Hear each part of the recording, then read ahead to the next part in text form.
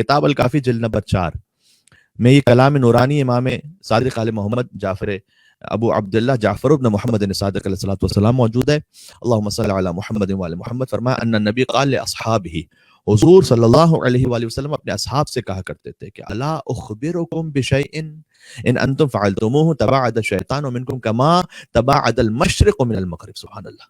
فرمایا حضور نے اپنے اصحاب سے کہ کیا میں تمہیں ایک ایسی عبادت بتلاؤں کہ اگر تم اس عبادت کو انجام دے دو تو اس عبادت کی وجہ سے شیطان تم سے اتنا دور ہو جائے گا جتنا مشرق سے مغرب دور ہے.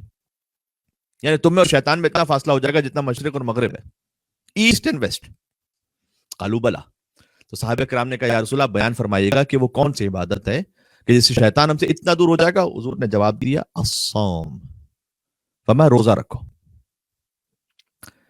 یعنی یہ وہ عبادت ہے جس میں یہ پوٹینشل موجود ہے کہ ہمیں کمال معنوی اتنا عطا کر سکتی ہے. رمضان کا مہینہ حضور نے تو صوم کا، یعنی ایک روزہ بھی واقعا اگر اس کی پوری روح کے ساتھ رکھ لیا جائے تو شیطان اتنا دور ہو جائے گا جیسے مشرق سے مغرب دور ہے. اب مجھے اور آپ کو اپنے آپ پہ غور کرنا ہے کہ یہ حاصل کیسے ہوگا. روزہ تو ہم زندگی بھر رکھ رہے ہیں، ہم بہت سے لوگ بچپن سے روزہ رکھ رہے ہیں، والدین کی ماشاءاللہ اچھی تربیت ہوتی ہے. جب سے بالغ ہوئے کوئی ایک روزہ بھی قضا نہیں ہوا تو کیا واقعا شیطان اتنا دور ہو گیا جتنا مشرق سے مغرب ہے؟ سوال یہ کہ حاصل کیسے ہوگا. تو حضور نے کہا کہ اس عبادت میں صلاحیت ہے کہ شیطان تم سے اتنا دور ہو جائے. اب اس حدیث کو مکمل کروں پھر اس پہ بات کرتے ہیں. آگے فرمایا کہ یسود وجہ، روزہ شیطان کے چہرے کو سیاہ کر دیتا ہے. یعنی شیطان ذلیل و رسوا ہو جاتا ہے. جب آپ روزہ رکھتے ہیں جو ہمارا کھلا ہوا دشمن شیطان عدو مبین وہ ذلیل اور رسوا ہو جاتا ہے. اس کی برکتیں رمضان کی اور روزے کتنی زیادہ ہیں.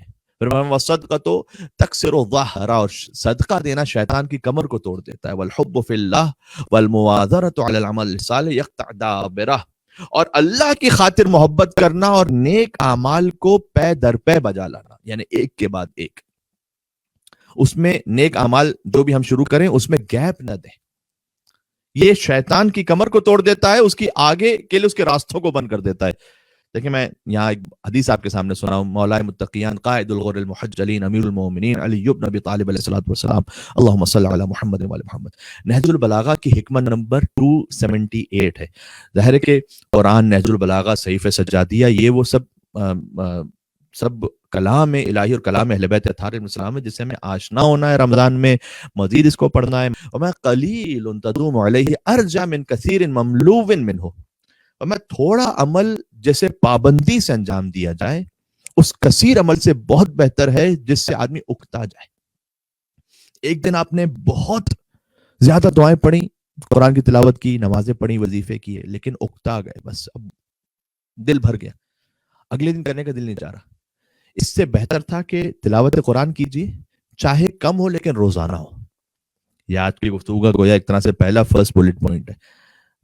کم عمل لیکن مستقل کیجیے. کسی کی مدد کریں، صدقہ دیجیے، اپنی حیثیت کے مطابق صحیح، لیکن کوشش کیجیے اسے مستقل جاری رکھیں.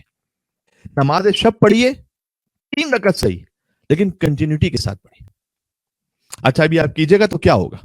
ایک کم عمل جسے آپ کنٹینیوس کرتے رہیں گے عمل صالح تو کیا ہوگا؟ یقطع دابرہ، اللہ شیطان کے برے ارادوں کو آپ سے روک لے گا. وہی روزے کا جو مقصد ہے کہ روزہ رکھنے سے شیطان اتنا دور ہو جائے گا جتنا مشرق سے مغرب. تو حضور نے فرمایا کہ روزہ شیطان کے چہرے کو سیاہ کر دیتا ہے، صدقہ اس کی کمر کو توڑ دیتا ہے. والاستغفار یقطع وتینہ، اور ساتھ میں اگر مغفرت بھی طلب کرتے چلے جائیے، سبحان اللہ، کیا کہنا، تو یہ شیطان کی شہرت کو کاٹ دے گا. بات واضح ہو رہی ہے. تو حضور نے گویا یہ ایک مکمل، جس کو ہم کہتے ہیں نا کہ کمپلیٹ پیکج. وَلِكُلِّ شَيْءٍ زَكَاةٌ وَزَكَاةُ الْأَبْدَانِ الصِّيَامُ، پھر فرمایا کہ ہر شے کی ایک زکوٰۃ ہے اور بدن کی زکوٰۃ روزہ رکھنا ہے. میڈیکلی بھی سال میں 1 مہینہ ہم کم کھائیں کم پئیں، معمولاً ایسا ہوتا نہیں ہے، کم کھائیں کم پئیں، تھوڑا زیادہ ہی کھا لیتے ہیں رمضان میں شاید، لیکن بہرحال بدن کی زکوٰۃ ہے کہ روزہ رکھا جائے. میڈیکلی بھی اچھا ہے، بدن تھوڑا سا اس کو ریسٹ ملتا ہے، ہیلدی ہو جاتا ہے، اسٹمک کو ریسٹ ملتا ہے. اور معنوی طور پر، اصل تو بات یہاں پر معنوی طور پر ہے کہ نفس پر جب قابو پانے کے لیے اس میں تمرین ہو جاتی ہے تو آگے کے لیے حرام سے بچنا آسان ہو جاتا ہے. اچھا اب یہ صفت حاصل کیسے ہوگی؟ رمضان مبارک میں مجھے اتنی روحانی طاقت آ جائے کہ شیطانی کاموں میں اور مجھ میں مشرق اور مغرب کا فاصلہ ہو جائے. میں ایک بزرگ فقیر کا جملہ آپ کو سناتا ہوں، بہت حسین ہے.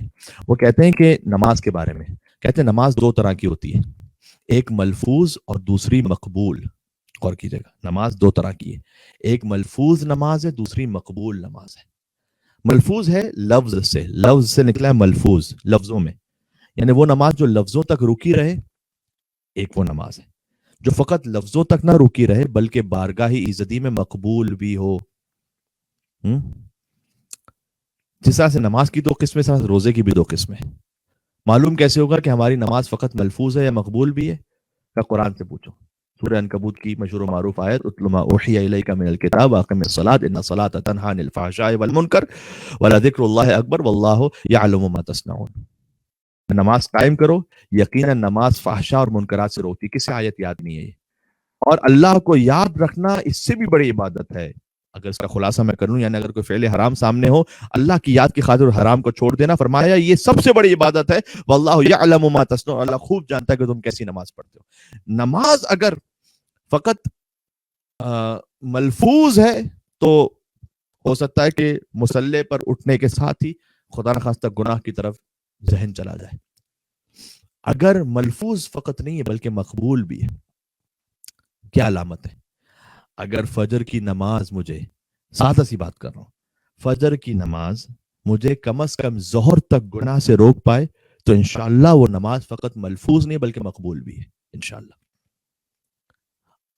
اگر آج کا روزہ، آج جو روزہ رکھا آپ نے، انشاءاللہ کل تک کم از کم مجھے گناہوں سے روک پائے آپ کو اور مجھے، تو فقط شام، یعنی فقط یہ شکم کا روزہ نہیں تھا بلکہ پورے وجود کا روزہ تھا.